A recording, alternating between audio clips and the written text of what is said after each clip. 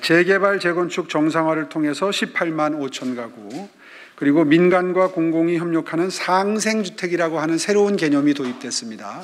상생주택의 상세한 내용은 잠시 후에 다시 설명드리도록 하겠습니다. 세 번째, 모아주택이라는 새로운 개념이 도입됐습니다. 모아주택의 상세한 내용도 잠시 후에 도판을 보면서 상세히 설명드리도록 하겠습니다. 재개발, 재건축 정상화는 기존에 이 정부에 의해서 많이 억제되었던 민간주도 재개발, 재건축을 어떻게 하면 활성화시킬까를 연구한 내용을 보도자료에 담고 있습니다. 두 번째는 지금 현재 활성화되고 있지 않은 가로주택 정비사업과 소규모 재건축 사업을 최대한 활성화해서 정부의 이러한 빠른 공급을 오히려 방해하는 이사 대책에 대해서 보완제 역할을 할 수 있도록 빠른 공급을 가능하게 하겠다는 개념입니다.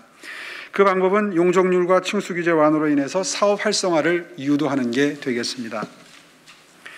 아울러서 제 임기 중에 장기 전세주택이라고 하는 게 성공한 좋은 사례가 있죠. 서울 시내 전체에 3만 3천 가구가 이미 공급이 되어 있습니다. 이 성공했던 장기 전세주택 시프트의 모델을 좀 더 활용을 해서 상생주택이라고 하는 개념을 창안해냈습니다. 지금 말씀드렸던 원래 진행됐던 민간 주도의 재건축, 재개발 트랙을 활성화해서 18만 5천 가구를 공급한다는 거고요. 방금 전에 말씀드린 대로 상생주택과 모아주택이라는 형태로 새로운 시도를 해보겠다는 내용을 담고 있습니다. 밑에 간단하게 설명이 되어 있는데 그 다음 도판이 훨씬 더 상세하게 방법론을 도표화해서 그림으로 설명할 수 있어서 이 도판으로 설명을 드리겠습니다. 상생주택이라는 개념은 서울시에 가용할 수 있는 서울시 소유의 공공 토지가 이제는 고갈돼서 없다는 걸 전제로 합니다. 실제로 보도자료의 맨 마지막 페이지에 설치되어 있는 것처럼 서울시가 확보하고 있는 공공 부지는 맨 마지막 장을 보시면 모두 다 합해서 한 12,000가구에서 15,000가구 정도를 공급할 수 있는 공공토지밖에 없습니다. 따라서 이 자리에는 아마 부동산 전문 기자분들도 계실 텐데 다른 후보들이 이야기하는 공공용지를 활용한 반값 아파트나 토지 임대부 아파트를 만호, 연간 10,000호씩 공급하겠다. 모 후보가 이런 공약을 했는데요. 이런 공약은 다 헛공약입니다. 불가능합니다. 저희들이 서울시에 남아있는 공공토지, 공공부지를 모두 마른 걸레를 쥐어짜듯이 모두 다 모아도 15,000가구 이상 공급하는 것이 불가능하다는 결론을 얻었습니다.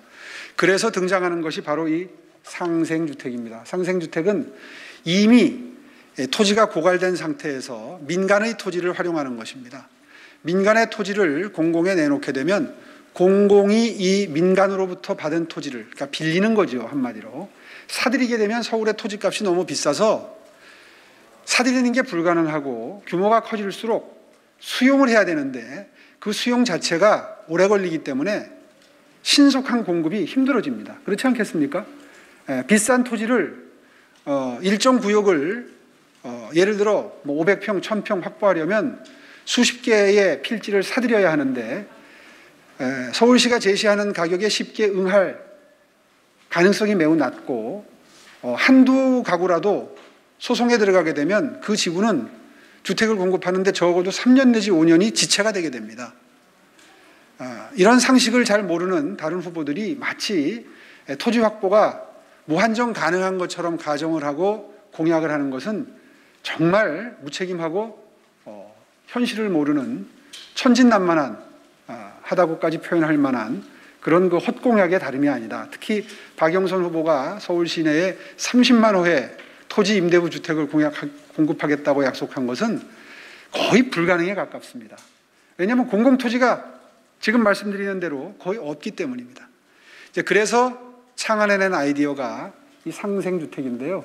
이거는 민간이 토지를 제공하고 공공이 주택 건설을 해서 임대료를 매월 그 땅 주인에게 지급하는 겁니다. 그리고 그 위에 있는 땅을 이용을 해서 건물을 지어서 임대주택, 장기 전세주택, 임대주택을 지어서 집 없는 서민들께 공급을 하는 겁니다. 토지 임대료를 지급하게 되고요. 그 대신 세제 혜택이 들어가게 됩니다. 일본의 사례를 벤치마킹해서 만든 제도입니다. 거기에 더해서 용도 지역을 상향한다든가 용적률 인센티브를 부여를 해서 저이용 상태, 저활용 상태의 토지들을 임차한 다음에 그 위에 고밀 개발을 해서 서울시 정부가 SH공사를 활용해서 고밀 개발을 해서 임대주택으로 쓴다, 장기 전세로 쓴다, 이런 개념으로 생각하시면 되겠습니다.